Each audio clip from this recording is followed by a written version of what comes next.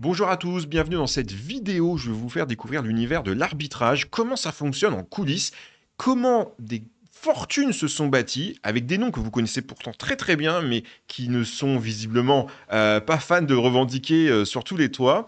Et je vais vous donner un très très gros nom que vous connaissez certainement, ou du moins la plateforme en question que vous la connaissez, qui a bâti des centaines de millions, voire des milliards de dollars comme ça. Et la technique que je vais vous montrer aujourd'hui, le plus fou de tout, c'est qu'elle fonctionne encore. Ça paraît incroyable, mais ça fonctionne. Et ça fonctionne pas que en crypto-monnaie. Moi, je vais vous parler de crypto-monnaie, mais je vais aussi vous montrer quelque chose qui fonctionne en dehors de la crypto-monnaie, où il y a des gros sous qui sont en train de se faire dans l'arbitrage. Alors, Edouard, lui, il faisait de l'arbitrage d'obligations américaines sur le trésor américain. Ça veut dire qu'il avait, par exemple, en Californie, un bureau, un à New York. Je vous donne des exemples.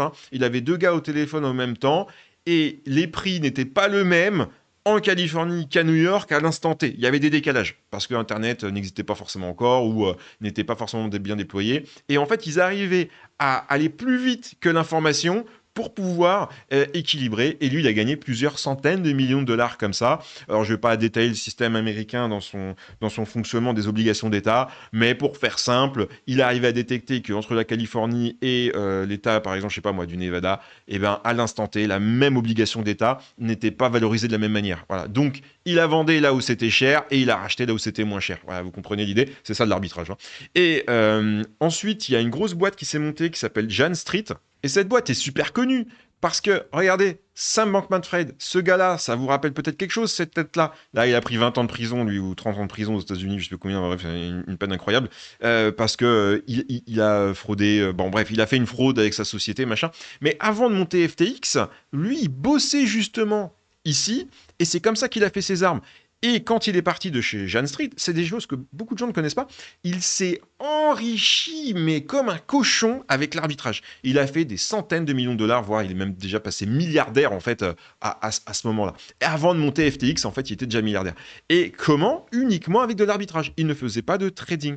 Alors vous allez me dire, bah ouais, mais bon, comment on démarre dans cette histoire? Eh ben en fait, il y a des choses extrêmement simples. Moi, je vais vous montrer la technique, pour moi, la plus simple.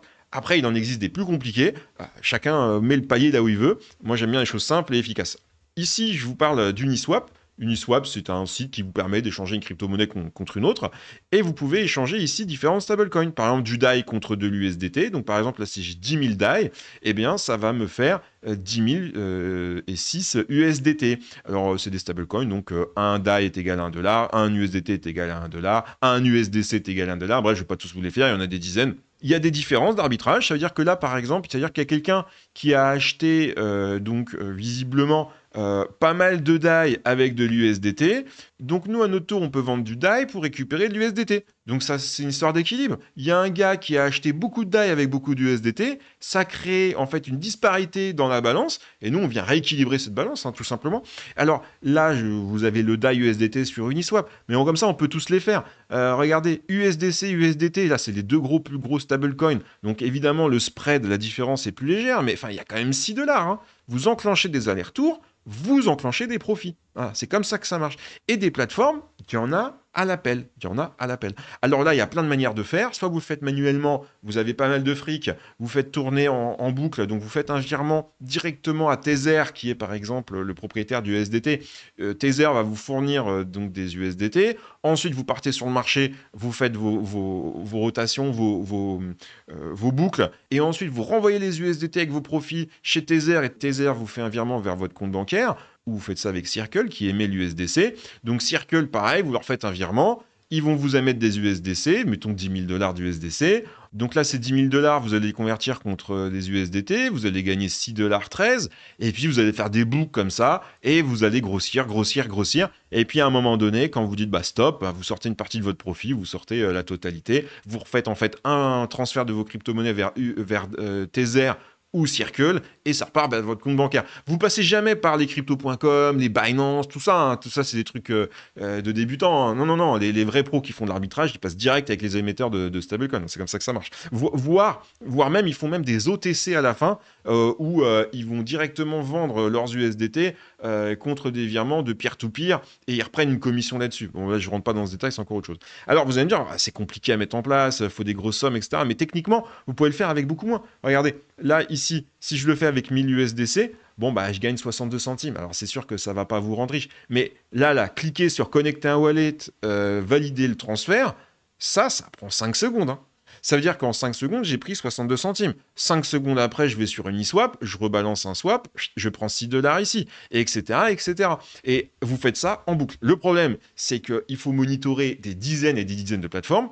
Les vrais gains se font pas sur la même plateforme et se font cross-plateforme. Alors c'est là que ça va se compliquer un peu, et c'est là que le super outil Vangbot, qui franchement c'est un poulet ce truc, en fait lui il scanne toutes les blockchains, tous les stablecoins, et en temps réel il tape directement les swaps, les arbitrages. Et là vous vous retrouvez à faire du Uniswap vers Curve, voilà, sur la blockchain Ethereum, USDT vers USDC, c'est là où il trouve le meilleur gap, et hop, 224 dollars, il vient gagner des centimes ici, et boum. Et tout frais payé, hein, ça c'est du net profit, hein. C'est-à-dire qu'il a pris l'effet de gaz et tout le machin, truc chouette, hein. Voilà. Et là où je trouve que c'est ultra pertinent, c'est que vous pouvez vous initier à l'arbitrage avec un truc comme Vangbot, mais même avec quelques dizaines de dollars, pas besoin de mettre des millions. Et puis, si en fait le concept vous plaît et que vous commencez à vous dire, bon, j'ai envie de faire que ça, bah, pourquoi pas plus tard aller grossir avec directement votre propre logiciel d'algorithmique et puis d'aller vous faire un partenariat avec Tether et Circle et pour aller directement faire vous-même les swaps sur Curve, sur Uniswap et compagnie, quoi. Vous voyez. Maintenant, là où faut quand même être pragmatique, c'est que Vangbot prend des commissions. En fait, ils ont 30% de commission sur les gains que vous faites. Donc, c'est quand même pas négligeable. Mais en même temps, ça vous permet de vous simplifier la tâche, quoi. C'est-à-dire que là, vous vous dites, bon, je dépose, j'appuie sur le bouton activer, et hop, ça déroule tout seul, quoi. Ça déroule tout seul, 24 heures sur 24, ça balance. Donc oui, si vous le faites par vous-même, techniquement et théoriquement, vous pourriez gagner encore 30% de plus que ce que vous gagnez avec Vangbot. Mais dans la pratique, ça veut dire qu'il faudrait avoir vraiment des serveurs ultra performants, ça va vous coûter une blinde. Il faut vraiment avoir des connaissances techniques extrêmement poussées. C'est pas juste j'ai ChatGPT et compagnie, il va me coder un truc, ça va marcher. Je pense que le marché aujourd'hui est quand même assez concurrentiel. Donc moi personnellement, je préfère payer mes 30% de commission à Vangbot et du coup que ça soit complètement automatisé, activer, désactiver, déposer, retirer, quoi. Plus simple que ça, on meurt, quoi. Donc moi c'est ma version. Mais je vais vous montrer aussi autre chose, c'est Polymarket. Alors, moi, je ne connais pas Polymarket personnellement, mais je vois beaucoup de choses passer sur les arbitrages aussi sur Polymarket, sur les paris sportifs et toutes ces conneries-là. Là. Et ben en fait, là, c'est pareil, il y a des gros arbitrages qui sont en cours sur Polymarket où ils font des gros sous. Je vous invite à vous y intéresser aussi. J'ai pas trouvé de robot automatisé prêt à l'emploi comme Vangbot le fait pour la crypto-monnaie. Donc, moi, personnellement, je me suis pas mis sur le sujet, mais on voit que l'arbitrage existe depuis des années avec des gens comme Edouard, et en réalité, il y a un marché qui est complètement fou. Pour pouvoir contextualiser, le marché de l'arbitrage dans le monde est estimé à peu près à 5 milliards de dollars de profit par an. C'est vraiment gigantesque. Donc moi personnellement aujourd'hui je suis quasiment focus sur ça. Sachez que moi je vous ai montré que de l'arbitrage de crypto-monnaies stables, de type stablecoin, parce que je joue la sécurité dans le sens où j'ai pas envie de m'exposer à de la volatilité. Mais si vous êtes prêt à prendre un peu plus de risques, vous pouvez vous exposer à faire de l'arbitrage sur du Bitcoin, sur de l'Ethereum, etc. Par exemple, un Bitcoin va coûter, je dis une bêtise, 60 000 dollars sur une plateforme et puis 61 000 dollars sur une autre. Donc vous avez un gap et vous l'exploitez. Alors bon, je donne des chiffres un peu bidons, mais vous comprenez l'idée. Il y a une différence d'un prix d'un Bitcoin d'une plateforme à l'autre. Le problème de ça, c'est que là, vous rentrez en concurrence sur des volumes encore plus gros. Il y a la volatilité qui vient s'appliquer. Moi, personnellement, je ne joue pas à ce jeu-là. Vangbot ne permet pas non plus de le faire, puisque Vangbot fait que du stablecoin, donc je ne peux pas le faire. Et je m'y aventurerai peut-être que si déjà je l'aurais vraiment réussi à coder mes propres bots sur de l'arbitrage de stablecoin avant même d'envisager d'aller faire sur du volatile. Voilà. Donc c'est ma petite recommandation. Si vous démarrez là-dedans, faites-le que sur du stablecoin. Ne vous emmanchez pas sur des tokens volatiles. Voilà, j'espère que cette vidéo vous a donné des idées sur l'arbitrage.